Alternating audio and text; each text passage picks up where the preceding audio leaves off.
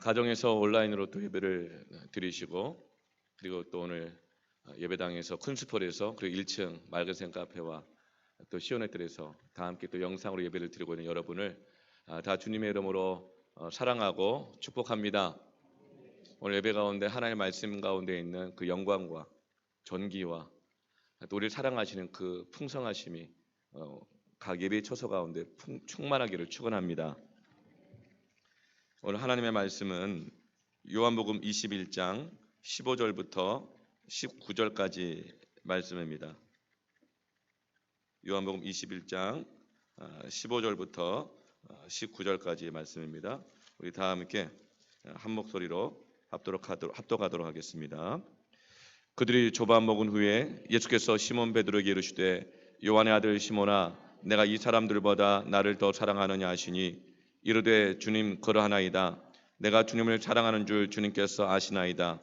이르시되 내 어린 양을 먹이라 하시고 또 두 번째 이르시되 요한의 아들 시몬아, 내가 나를 사랑하느냐 하시니 이르되 주님 그러하나이다. 내가 주님을 사랑하는 줄 주님께서 아시나이다. 이르시되 내 양을 치라 하시고 세 번째 이르시되 요한의 아들 시몬아, 내가 나를 사랑하느냐 하시니 주께서 세 번째 내가 나를 사랑하느냐 하심으로 베드로가 근심하여 이르되 주님 모든 것을 아시오매 내가 주님을 사랑하는 줄을 주님께서 아시나이다. 예수께서 이르시되 내 양을 먹이라.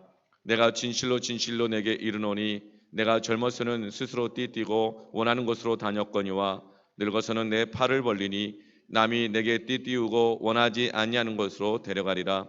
이 말씀을 하시면 베드로가 어떠한 죽음으로 하나님께 영광을 돌릴 것을 가리키심이로라. 이 말씀을 하시고 베드로에게 이르시되 나를 따르라 하시니. 아멘. 내가 나를 사랑하느냐? 예수님 이 질문을 베드로와 제자들에게 하실 뿐만 아니라 오늘 우리에게도 하신다는 마음이 듭니다. 아멘. 부활하신 예수님은 2000년 전에도 부활하셨고 지금도 부활해 계십니다. 그런데 2000년 전에 부활하신 예수님을 세 번이나 만나고 있는 이 제자들의 믿음은 아직 부활되고 있지 않습니다. 이 믿음이 아직 회복되고 있지 않습니다. 그래서 부활하신 예수님이 이 베드로와 제자들을 찾아서 갈릴리까지 오셨습니다. 주님은 밤새 고기 잡느라고 지쳐있는 제자들을 위해서 떡과 생선을 친히 구워서 그 식사를 준비해 주셨습니다. 다른 제자들은 먼저 와서 예수님과 함께 그 식사를 하고 있는데 수제자였던 베드로는 그 식사의 자리에 끼지 못하고 먼 발치에서 물고기만 세고 있습니다. 같이 식사를 하고 있는 제자들도 감히 예수님께 어떤 말도 하지 못하고 아무 말 없이 밥만 먹고 있습니다. 이것은 사랑했던 사람들, 함께했던 사람들, 믿고 신뢰했던 사람들이 만나왔던, 지금까지 해왔던 그런 식사의 자리가 아닙니다. 너무나 서먹하고 어색합니다. 요즘 우리가 마스크 끼고 2m씩 거리 뛰고 이렇게 또 소수가 또 돌아가면서 이렇게 예배당에 와서 만나니까 참 뭐랄까 제 마음에 어찌할 바를 모르겠어요. 악수를 해야 되는 건지 주목을 해야 되는 건지 이것도 뭐 헷갈리고 나도 모르게 몸을 가서 막 안으려고 하다가 이러면 안 되지. 그런데 입모양을 모르니까 이분이 얼굴이 기분이 좋은지 안 좋은지 뭐라고 말하는지 너무너무 서먹서먹하고 빨리 좀 우리의 예배와 우리 일상의 이 신앙이 회복돼야 되겠구나. 참 어쩔 줄 모르겠어요. 저는 아직도 우리 남성들만 보면 무조건 끌어안는, 우리 교회는 그렇잖아요. 남자들은 보면 무조건 끌어안잖아요. 허경부터 하잖아요. 그렇죠? 네. 그런데 참 그렇게 못하니 얼마나 어색하고 마음이 안타까운지 모릅니다. 지금 제자들과 예수님의 식사 이 모임의 분위기가 그것보다 훨씬 지금 어색합니다. 지금 제자들은 스스로의 자기들의 어떤 실패감, 실망감 때문에 자괴감에 빠져서 굉장한 지금 믿음의 혼란을 겪고 있습니다.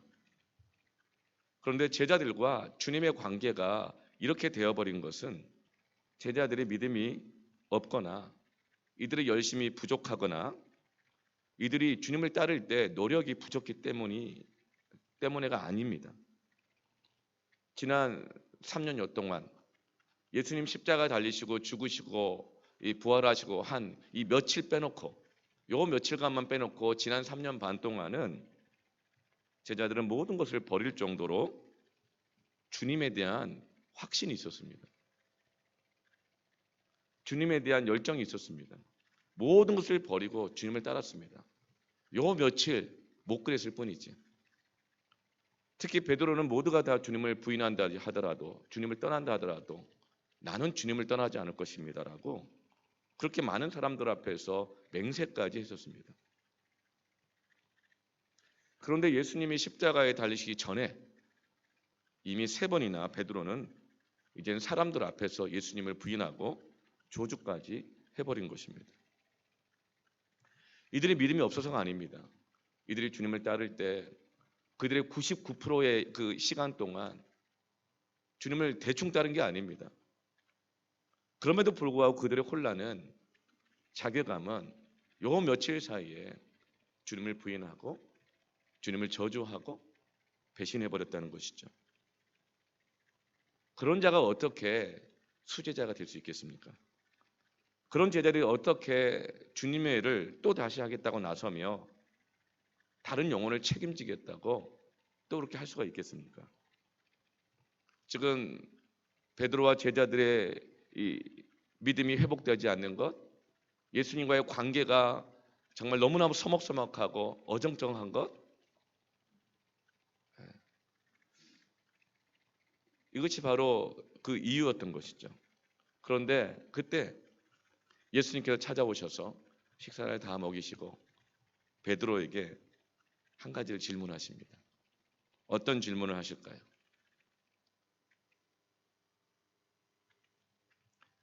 네가 나를 사랑하느냐? 이 질문하십니다. 너 나하고 서먹서먹한 그 사이에 며칠 동안 뭐하고 다녔냐? 너의 출신이 어디냐? 진짜 네 본심이 뭐냐? 그거 묻지 않으십니다.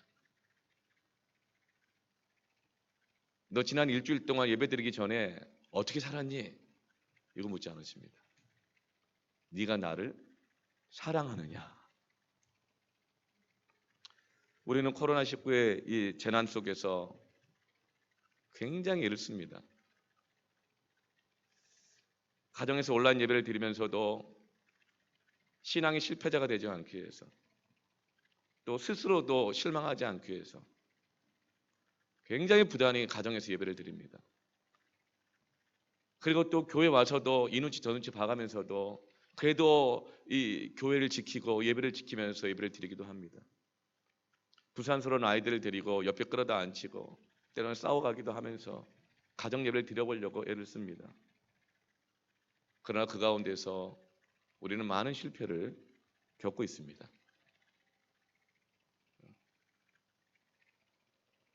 우리는 지난 8주간의 이 기간 속에서 인류가 쌓아놓은 그 업적이 얼마나 허무하게 무너질 수 있는지 보았습니다. 우리가 일상적으로 누렸던 우리 신앙들이 얼마나 허무하게 이 신앙생활들이 무너지는가를 우리는 보았습니다. 그러면서 사실은 It's okay, 괜찮아요 라고 말할 때 사실 우리 속에는 괜찮지 않은 것이 다 있습니다.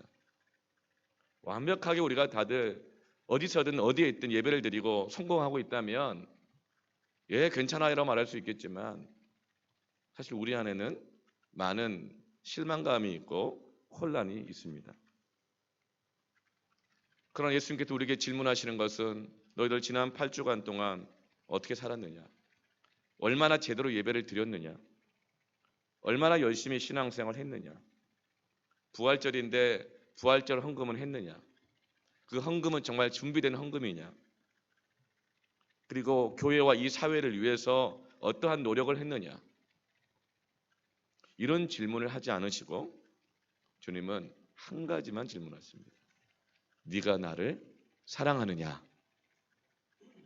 이 말은 지금 너와 나의 관계가 괜찮으냐? 이것이 지금 주님의 최고의 유일한 관심입니다. 저도 하루에 12번도 생각해요. 과연 집에서 예배를 잘 드리고 있을까? 마스크를 끼고 있으니 도무지 표정을 알 수 없으니 여기 와서 예배를 드리지만 정말 은혜는 받고 있는 건가? 의무감으로만 와 있는 건 아닌가? 많은 질문들이 있습니다. 그런데 오늘 말씀을 통해서 깨닫는 것은 주님의 관심은 우리가 얼마나 의무를 잘 이행하고 있는가 이것이 아니라 지금 너와 나의 관계가 어떠한가? 네가 나를 사랑하느냐? 여러분 이 질문에 대답할 수 있기를 축복합니다. 그런데 왜 여기 갈릴리에 도망쳐와 있는 제자들이 7명인데 왜 유독 베드로에게만 이 질문을 하실까요? 베드로가 수제자고 대표니까 그랬을까요? 그럴 수도 있겠죠. 그러나 그것보다는 지금 예수님의 제자들 중에서 가장 도움이 필요한 사람이 베드로이기 때문입니다. 직분자일수록, 사역자들일수록, 목사일수록 사실은 실패감에 대한 자기 실망감과 혼란이 더 큽니다. 더 큰 도움이 필요한 것이죠.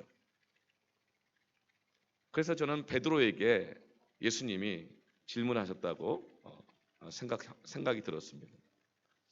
그런데 베드로에게 질문하실 때 베드로야 내가 너를 사랑한다 이렇게 말씀하시지 않고 왜 네가 나를 사랑하느냐라고 질문하셨을까요?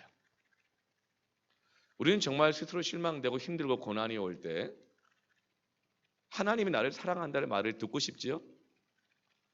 그런데 예수님은 여전히 내가 너를 사랑한다 이렇게 말하지 않고 왜 너는 나를 사랑하느냐라고 이 질문을 하실까? 왜냐하면 정말 깊은 낙심과 혼란에 빠져 있는 사람에게는 일방적인 답을 주는 것은 아무 도움이 안 돼요. 아니 하나님이 나를 사랑하시는 거 몰라서 내가 이렇게 혼란스럽습니까? 예수님이 부활하신 걸 내가 몰라서 혼란스러운 게 아니거든요.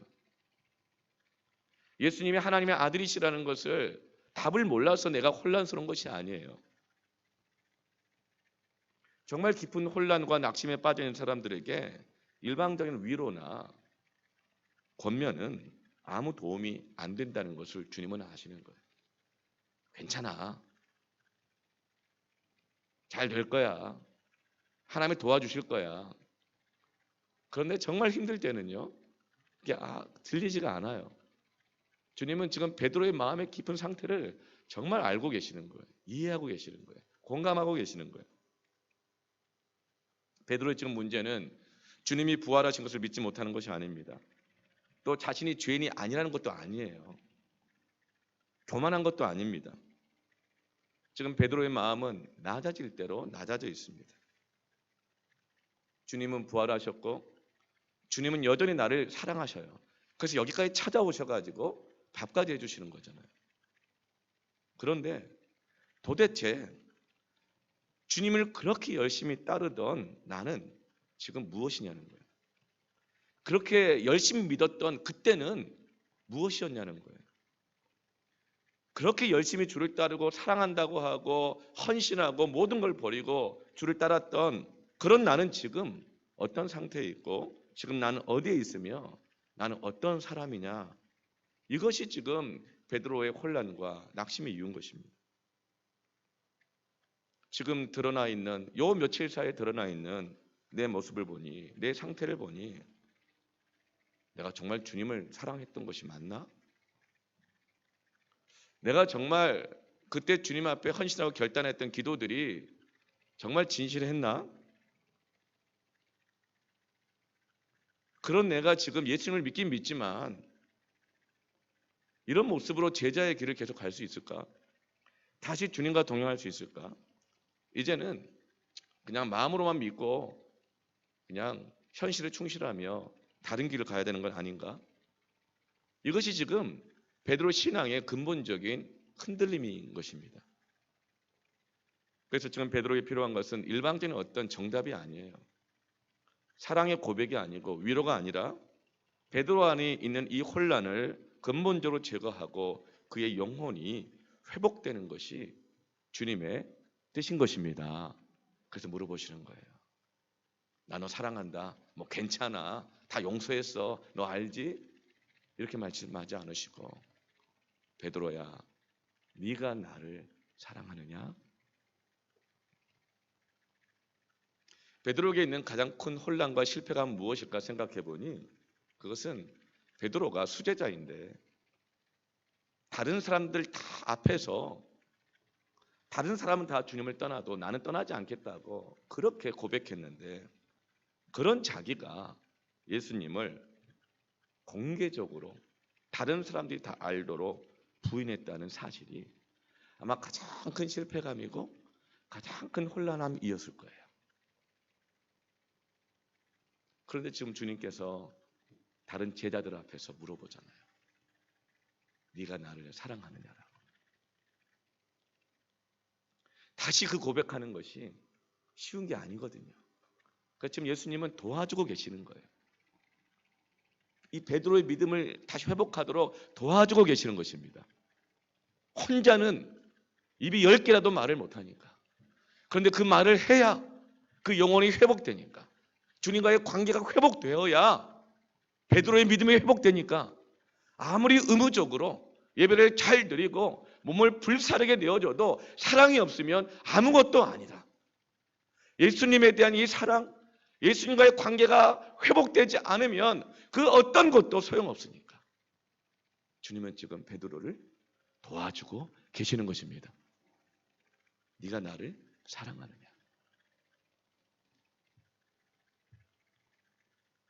베드로는 그 질문 앞에서 이젠 자기도 자기 자신을 믿을 수가 없어요. 그때 고백, 그때 그 헌신, 그리고 그때 주님의 그 제자로 열정적으로 살았던 그 삶들이 이제는 그렇게 거추장스럽고 부담스럽게 느껴질 수가 없어요. 그리고 아무도 나를 모르는 곳에 숨어버리고 싶은 거죠. 그러나 숨는다고 해도 예수님 손바닥 아니죠. 새벽 날개치며 바다 끝에 거한다 할지라도 그곳으로 내가 너희들 가운데 함께 있겠다. 보라, 세상 끝날까지 내가 너희와 항상 함께 있으리라. 주님은 지금 여기 계시는 거예요. 가정에도 계시는 거예요. 내가 어디로 도망쳐도 PC방에 가도 거기 계시고 노래방 가도 계시고 저기 요즘 같은 이런 때에도 진해 군항제 뭐 벚꽃놀이 구경 간 거기에도 주님은 가 계십니다. 그리고 물어보세요. 네가 나를 사랑하느냐? 너 여기 왜 와 있냐? 이렇게 질문 안 하세요. 네가 어디에 있든지 너 나 사랑하느냐? 그러면 어디에 있든지 예배가 되고 어디에 있든지 믿음이 회복되는 것입니다.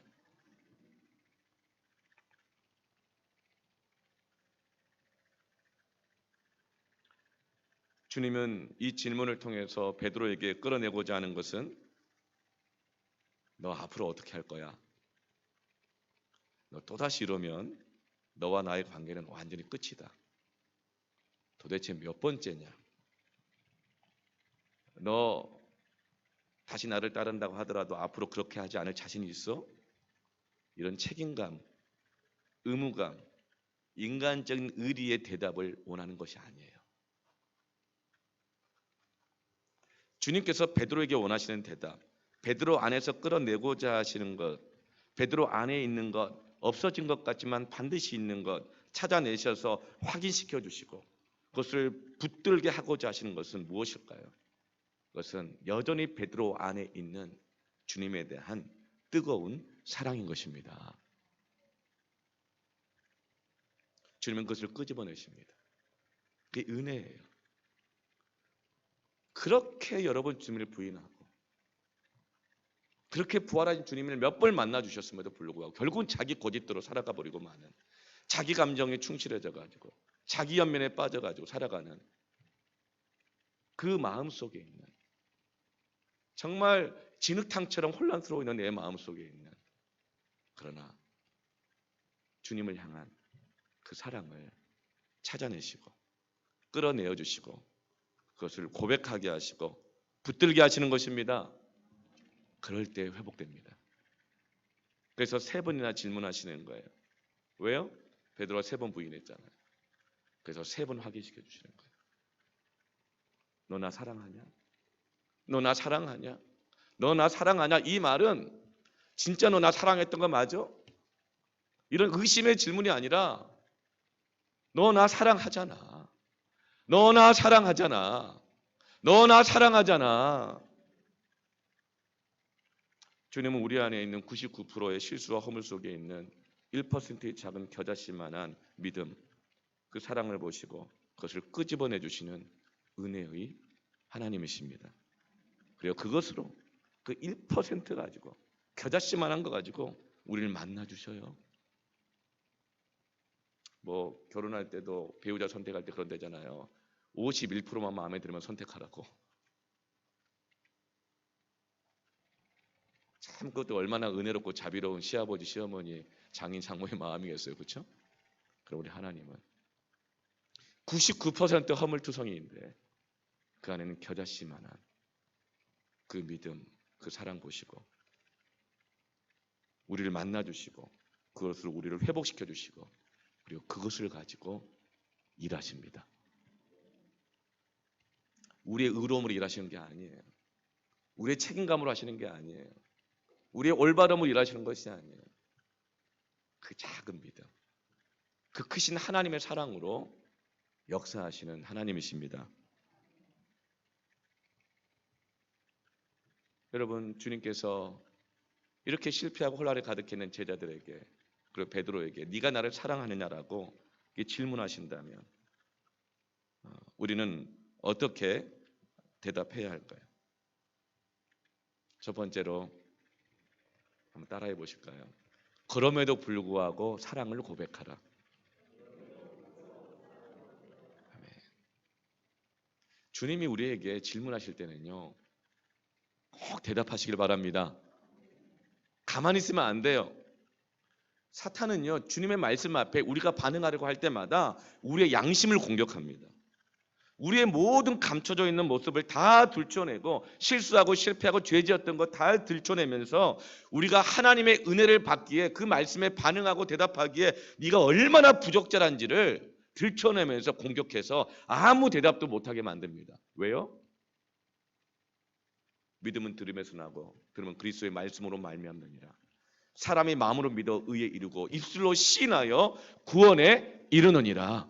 우리가 하나님의 말씀 앞에 반응하기 시작하면, 입으로 고백하기 시작하면 회복이 일어나고 죄를 떠나게 되어지고 다시금 예배하게 되어지고 주의 길을 갈 수 있게 되어지거든요. 그럼 마귀는 것을 방해하는 것입니다. 그래서 하나님의 말씀을 우리에게 들려주실 때 절대로 그냥 가만히 있으면 안 돼요. 입 다물고 있으면 안 돼요. 반드시 여러분 입으로 시인하고 고백하시길 바랍니다. 어떻게 고백해야 될까요? 주님이 물으시죠.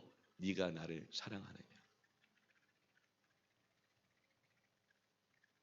이 질문은 뭐냐면 네가 그렇게 많은 실패를 한 것 너도 알고 있고 나도 알고 있고 다 알고 있다. 그럼에도 불구하고 너는 나를 사랑하느냐? 이 질문인 거예요. 그때 우리는 뭐라고 대답해야 될까? 네, 주님. 그 모든 것은 다 사실입니다. 나는 3번이나 부인했습니다. 사람들 앞에서도. 그 모든 건 다 사실입니다. 그럼에도 불구하고 나는 주님을 사랑합니다. 이 고백하기를 바랍니다. 내가 주님의 말씀에 반응을 보이기 시작하면 주님과의 관계가 회복됩니다. 입으로 시인하여 구원에 이르게 되는 것입니다. 주님은 베드로에게 네가 나를 사랑하느냐고 15절, 16절, 17절 세 번이나 질문하셨습니다. 그때마다 베드로는 대답합니다. 그러나 세 번째 질문을 하시자 베드로는 마음이 아팠고 근심이 되었습니다. 왜 근심했을까요? 그것은 예수님의 그 질문 속에서 자신 안에 주님과의 관계를 가로막고 있는 장애물을 발견했기 때문입니다. 그 장애물을 넘어서기가 너무 힘든 거예요. 또다시 두려운 거예요. 자신이 없는 거예요. 베드로로 하여금 그렇게 실패하게 했다. 또 주님과의 사랑의 관계를 회복하는 것을 가로막는 장애물 두 가지가 있습니다.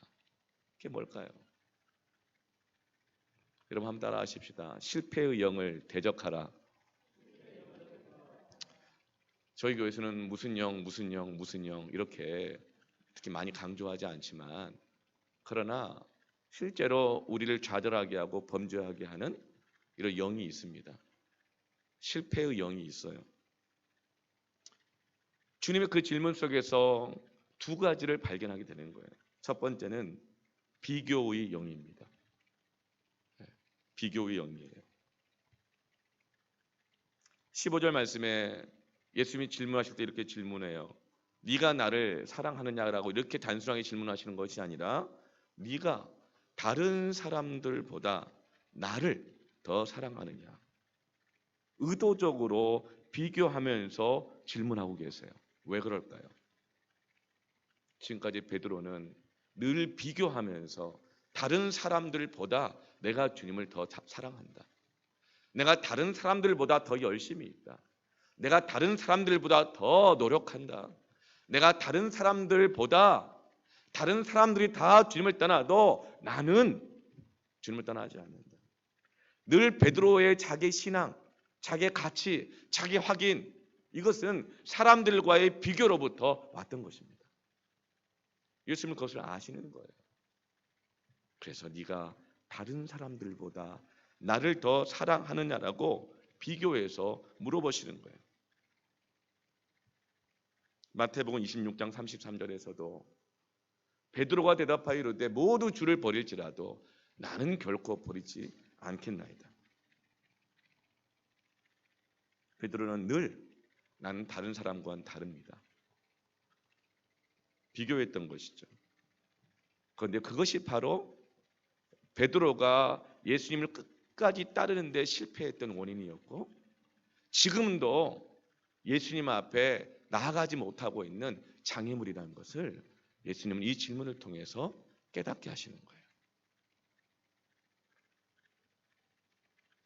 베드로는 어느 때는 사람들과 비교하면서 자랑했고 어느 때는 사람들과 비교하면서 불안했고 어느 때는 사람들과 비교하면서 화가 났고 어느 때는 사람들과 비교하면서 못마땅해 했고 어느 때는 사람들과 비교하면서 비참해했던 것입니다. 그 자아가 널뛰기를 하는 거예요. 신앙이. 열심도. 모든 게 널뛰기를 하는 거예요. 그런데 주님이 물어보시는 거죠. 네가 이 사람들보다 나를 더 사랑하느냐. 여러분 이런 장애물을 어떻게 뛰어넘어야 할까요? 저는 그랬습니다. 그러나 그럼에도 불구하고 나는 주님을 사랑합니다. 그렇게 뛰어넘어야 하는 것입니다. 네가 그런 사람이라는 걸 다 알지만 그럼에도 불구하고 내가 너를 사랑하여 찾아왔는데 너도 그럼에도 불구하고 나를 사랑한다고 고백해야 되지 않겠니? 여러분 이 비교의 영을 사랑으로 대적하시길 바랍니다. 사랑에는 두려움이 없습니다. 사랑의 고백은 모든 두려움과 혼란을 내어 쫓는 것입니다. 십자가의 이 비교의 영을 대적하시고 못 박으시기를 축원합니다. 하나님 앞에 높아진 하나님 앞에 나아가지 못하도록 가로막고 있는 이 견고한 비교의 영들, 비교의 습관들을 십자가에 못 박아 버리시길 바랍니다. 그럼에도 불구하고 나는 주님을 사랑한다고 그렇게 못 박으시길 바랍니다. 두 번째는 대변자의 영입니다. 비교의 영에 사로잡혔던 사람 중에 대표적인 사람이 결국은 돌이키지 않고 망한 사람이 사울 왕이잖아요. 늘 다윗과 비교하다가 시기하고 질투하다가 왜 내가 왕인데 다윗은 만만이고 나는 천천히야? 질투가 심해지니까 나중에 창을 들어서 그냥 찔러버리려고 하고 죽이려고 하고. 여러분, 대변자의 영도 그렇습니다. 지금 베드로 안에는 대변자의 영이라는 장애물이 있어요. 그건 뭘까요? 베드로는 늘 자신의 대표라고 여겼고 대변에서 내가 대표로 말해야 된다고 생각했어요. 출애굽기 때 모세의 대변자가 누구였습니까? 아론이었죠. 아론은 지금 이 시대 현대 교회 가운데 장로와 같은 역할입니다. 근데 꼭 기억하셔야 됩니다. 아론은 누구의 대변자입니까? 모세의 대변자입니다. 그런데 모세가 안 보이자 그 이스라엘 백성들이 어떻게 해요? 불안해하는 거예요. 그러니까 의견을 물어보는 거. 어떻게 하면 좋겠냐? 뭘 해줄까? 그리고 나서 어떻게 해요? 금송아지를 만들어가지고 백성들의 마음을 안심시킵니다. 그리고 거기서 예배를 드리게 합니다. 이 금송아지를 하나님이라고 부르게 합니다. 그리고 그것 때문에 이스라엘 백성들과 모세가 다투게 되어지고 하나님을 대적하는 자리까지 가게 되고 그 공동체 전체가 큰 시험에 들게 된 것이죠. 이것이 바로 대변자의 영입니다. 여러분, 아론은 모세를 대변하도록 하나님이, 모세가 하도 나는 말이 떠듬떠듬 하니까 못한다 그러자 왜 그랬을까요? 모세 실패감이 있거든요. 40살 때 나서서 해봤는데 자기가 오히려 목숨 걸고 왕자의 자리 버려가면서까지 이스라엘 백성들을 도와주려고 했는데 그 이스라엘 백성들이 배신했잖아요. 그러니까 내 말이 안 먹힐 거다 생각하는 거예요. 모세가 애굽에서 왕의 후계자로서 수사학과 모든 달변하는 모든 것들 다 배웠는데도 불구하고 그 자신감이 없으니까. 그러니까 하나님이 그래, 네가 네 입으로 차마 말 못하는 거 아론을 통해서 너희 대변자가 되게 해줄게.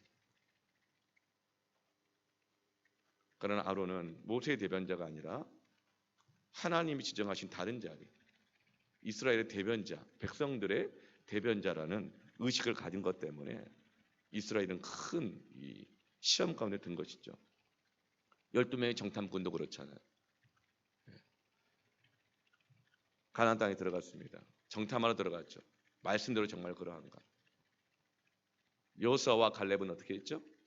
말씀 그대로 정말 젖과 꿀이 흐르는 땅이다. 하나님 우리에게 주셨다. 여호수아와 갈렙은 누구의 대변자입니까? 하나님의 대변자인 거예요. 말씀 그대로 대변하는 거예요. 모세도 말씀을 전하는 하나님의 대변자인 거예요. 그래서 남은 10명의 정탐꾼들은 어떻게 했어요? 10명의 정탐꾼 전부 다 각 지파의 장로들이거든요. 각 지파 족장들이에요. 그러니까 여기 들어갔다가 이런 위험도 있고 저런 위험도 있고 이런 위험도 있고 어려움도 있으니까 그러면서 자신들이 하나님의 말씀의 대변자가 아니라 사람들의 이 대변자 역할을 한다고 하면서 오히려 그렇게 부정적인 이야기를 하게 된 것이죠. 베드로는 늘 제자들과 자기 자신을 비교했고 자신이 수제자라는 자부심과 대표라는 또 책임감도 있었습니다. 그것 자체가 나쁜 것은 아닙니다. 필요한 것들이죠. 베드로는 제자 공동체를 사랑했어요. 이렇게 함께 모든 걸 버리고 주님을 따르는 이들이 얼마나 귀했겠습니까? 정말 우리가 주님의 일을 같이 하다 보면 같이 헌신하는 분들 너무 귀하죠? 얼마나 귀해요. 그래서 그 제자 공동체를 사랑했어요. 그리고 자기가 여기서 수제자라는 것이 너무나도 자랑스러웠습니다. 그래서 이 제자 공동체를 대변하고 돕는 것을 보람으로 알고 있었어요. 제자들 의견을 대표로 늘 대변했습니다. 근데 어때요? 이제는 그 자신감이 다 떨어져 있고 사람들도 더 이상 사랑스럽지 않아요. 내가 이런데 누구를 내가 사랑할 자격이 있겠어요? 그런 제자들과 한때는 내가 대변자였지만 이제는 식사 자리도 끼기가 불편해서 그 관계 속에서 눈치를 보고 있어요. 내가 이제는 수제자 자격도 없는데 무슨 말을 하겠나? 그런데 예수님이 15, 16, 17 세 번이나 물어보세요. 네가 나 사랑하냐 물어보시면서 내 어린 양을 먹여라. 내 양을 쳐라. 이 말은 내 양을 돌봐라. 내 양을 먹이라. 다른 영혼에 대한 책임을 세 번이나 반복해서 맡기시기 때문에 너무나도 부담스럽고 마음이 힘든 거예요.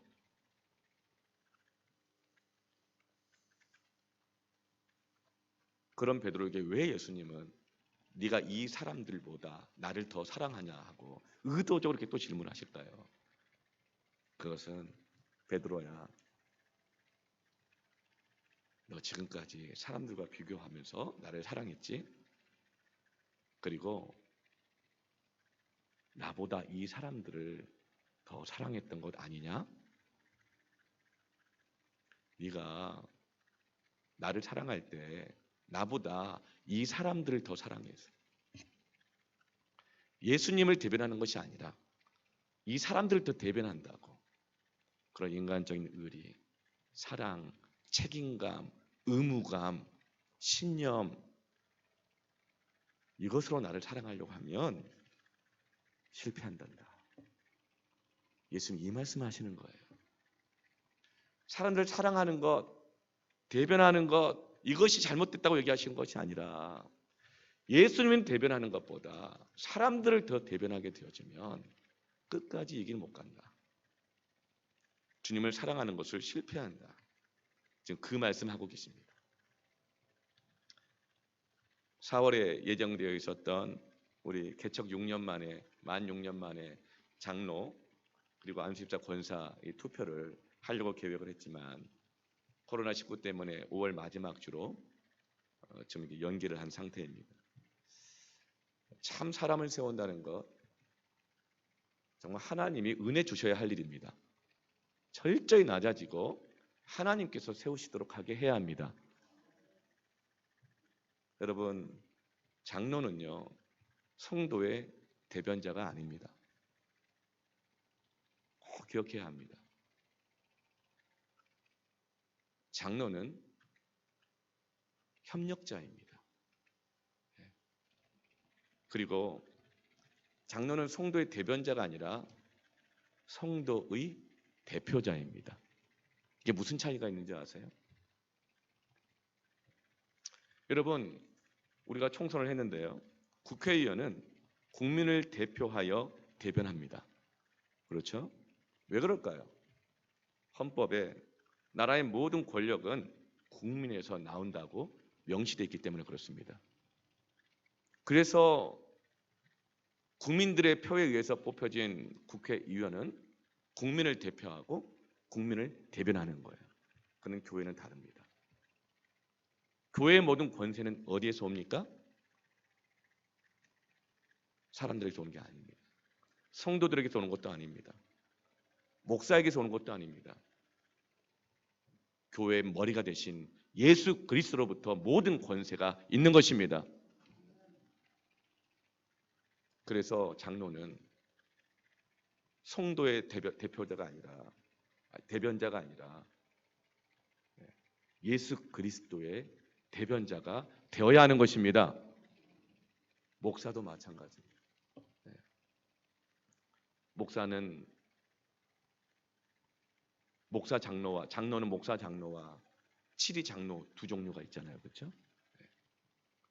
목사는 예수 그리스도의 대리자로서 하나님의 말씀과 복음을 전파하며 모든 교훈을 전하고 복음을 전수하고 보호하고 지키며 그리고 교회의 모든 치리를 감당하는 목사 장로요. 그리고 칠위 장로는 목사 장로와 협력하여 모든 성도들을 돌보며 성도들을 대표하며 모든 치리를 감당하는 것이 칠위 장로인 것입니다. 이것이 헌법에 나와 있는 아주 성경적인 내용입니다.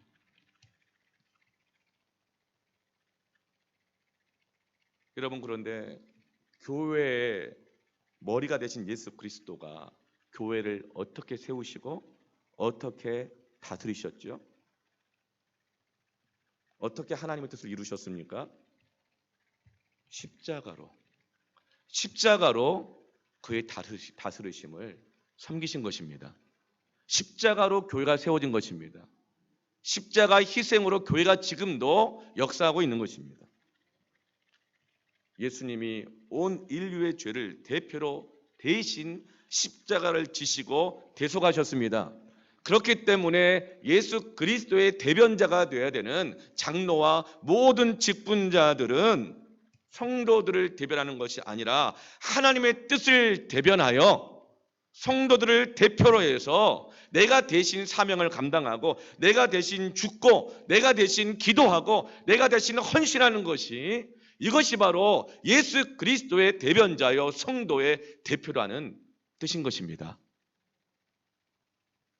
여러분, 목사도 교회의 대표요, 장로도 성도들의 대표요, 촌장은 마을의 대표요, 섬기면은 패밀리의 대표요, 부장은 그 부서의 대표요, 교사는 우리 교회 학교의 반의 그 대표요, 사역자들은 그 부서들의 또 대표 아닙니까? 그렇다면 우리는 그 사람들보다 예수님을 더 사랑해야, 예수님을 더 사랑해야 복음을 대변하고 하나님의 뜻을 대변하면서 내게 맡겨진 영혼들을 대표하여서 내가 대표로 예수님처럼 십자가 지고, 다른 사람 다 기도 안 해도 내가 대표로 기도하고, 다른 사람 희생 안 해도 내가 대신 대표로 희생하고 헌신하는 것입니다. 그것이 바로 이 사람들보다 나를 더 사랑하느냐는 주님에 대한 우리의 고백이 되어야 하는 것입니다.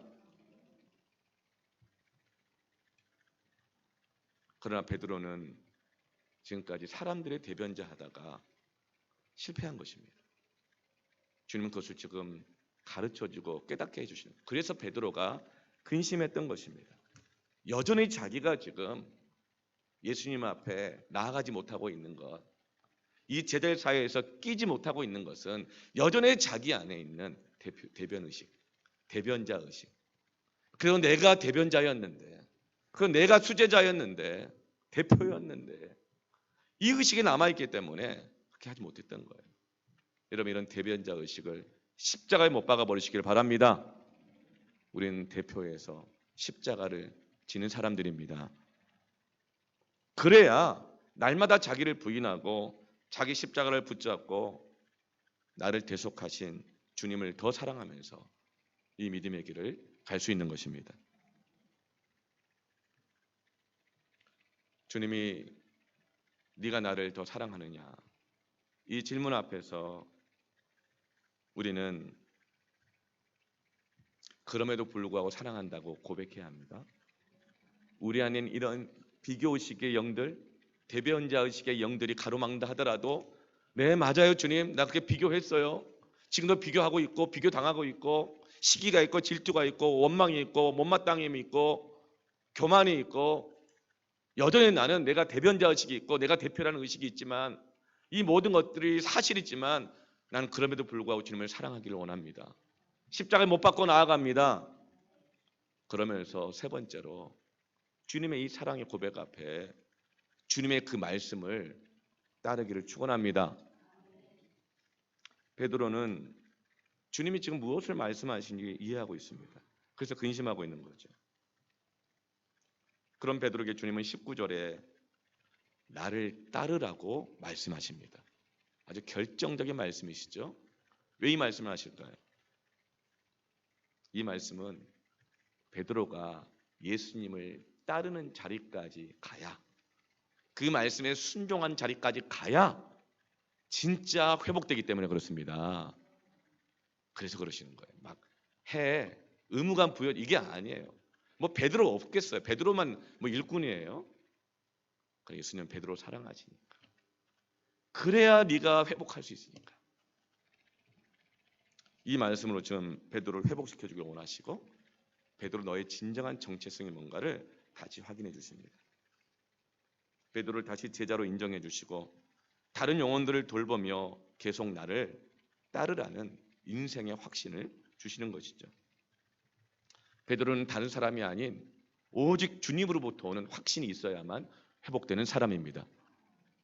사람이 어떻게 사람을 꺾어요? 평양감사도 자기가 싫으면 안 가는데 사람이 어떻게 사람을 꺾어요? 절대 못해요.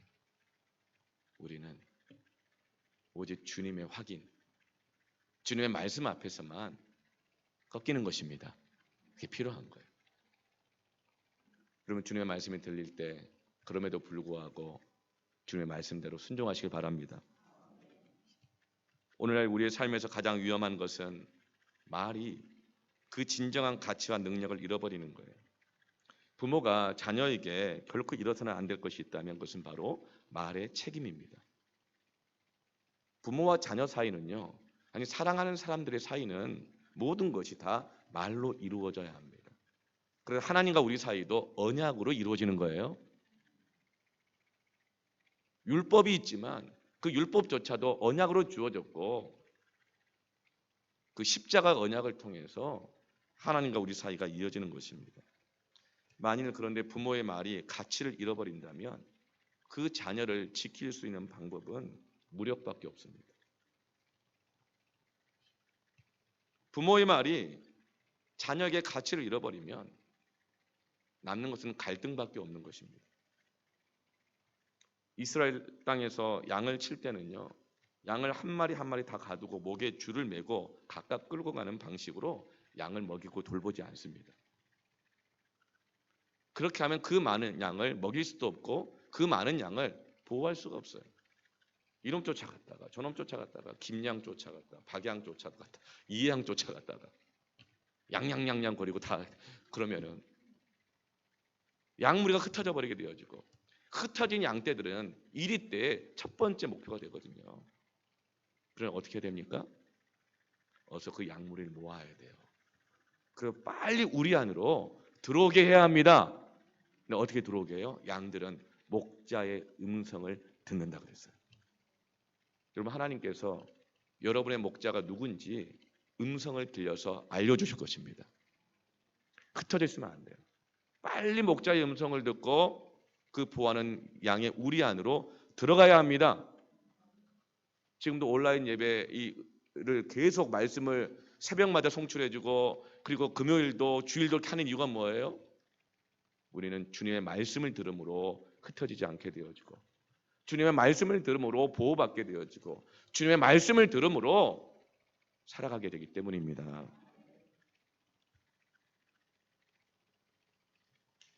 그런데 만약에 양 한 마리 한 마리를 그렇게 쫓아다니고 목에 끌고 다녀야 된다면 어떻게 되겠어요? 아무리 목자가 말을 해도 자기 마음대로 움직이는 양은 먹일 수가 없습니다. 보호할 수가 없습니다. 그리고 그 양은 결코 돌봄을 받지 못하고 결국 스스로 보호하면서 살게 돼요. 그래서 늘 나는 사랑받지 못한다. 난 외롭다. 그리고 그 마음이 거칠어질 대로 거칠어지면서 양의 머리에서도 뿔이 납니다. 뿔을 자꾸 받는 거예요. 여러분, 그래서 교회 안에서 가장 중요한 것은 하나님의 말씀을 듣는 것입니다. 주의 말씀을 따르는 것입니다. 그래서 목사는 주님의 말씀을 대변하는 것입니다. 장로도, 안수입사도, 권사도, 부장도, 교사도, 팀장도, 섬김이도, 촌장도 다 예수 그리스도의 말씀을 듣고 그 말씀을 대변해야 됩니다.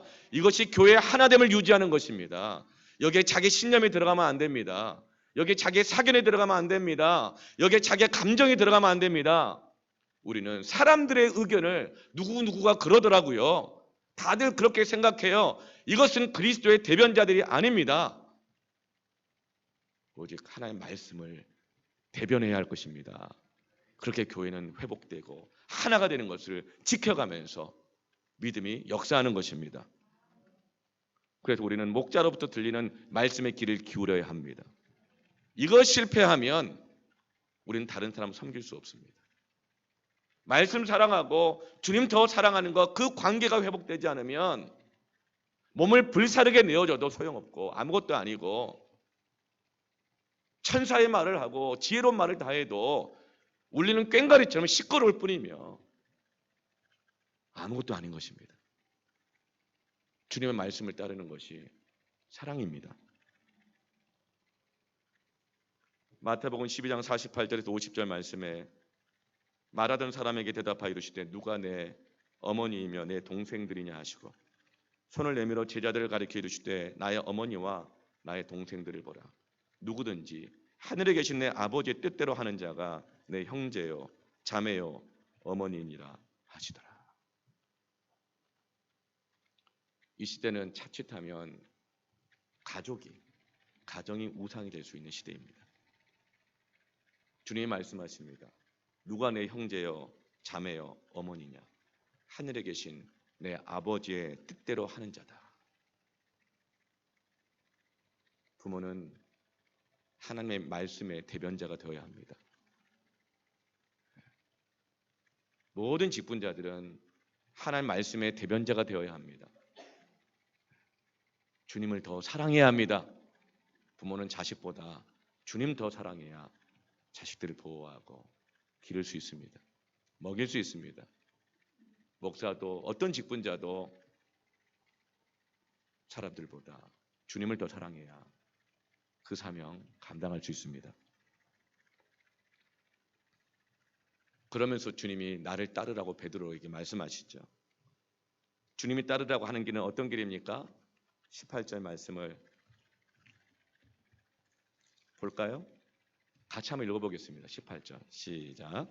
내가 진실로 진실로 내게 이르노니 내가 젊어서는 스스로 띠띠고 원하는 것으로 다녔거니와 늙어서는 내 팔을 벌리니 남이 내게 띠띠우고 원하지 아니하는 것으로 데려가리라.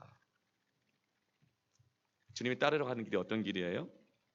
네가 젊을 때는 스스로 띠를 띠고 모든 걸 갖추고 경력, 커리어 쌓고 하고 싶은 일, 원하는 일 이거 하면서 다녔지만 이제는 늙어서는 이제는 남이 내게 띠띠우고 너에게 이런저런 것을 시켜서 네가 원하지 않는 것으로 계획에 없던 것으로 그런 내 말씀이 인도하는 곳으로 너를 데리고 갈 것이다. 그게 네가 앞으로 걸어가야 할 길이다. 그 길 가운데서 끊임없이 너는 자기를 부인하고 날마다 자기 십자가를 지고 따라가는 이 길로 내가 너를 이끌기를 원한다. 이것이 코로나19 이후에 완전히 변해버린 이 세상 속에서 여전히 변하지 않고 우리가 걸어가야 할 그리스도인들의 길인 것입니다. 주님께서 말씀하시는 예수님 사랑은 뭘까요? 그것은 다른 사람의 영혼을 위하여 기꺼이 자신의 계획을 포기하는 사랑입니다. 주님을 너무 사랑해서 주님이 나에게 맡겨진 그 사람들에 대한 사랑이 너무나도 커서 자기의 계획대로 하지 않고 자꾸 포기하는 삶이 진정으로 예수님을 사랑하는 삶이라는 것입니다. 여러분, 오늘 주님이 우리에게 물어보십니다. 네가 나를 사랑하느냐? 이제 아시겠죠? 우리 안에 근심도 있어요? 베드로의 근심만은 아니잖아요. 그럼에도 불구하고 내가 주님을 사랑하신 줄 아나이다. 주님 붙잡고 우리 이 믿음의 길을 함께 걸어가기를 축원합니다. 지금 같이 함께 우리 찬양하면서 기도했으면 좋겠는데요.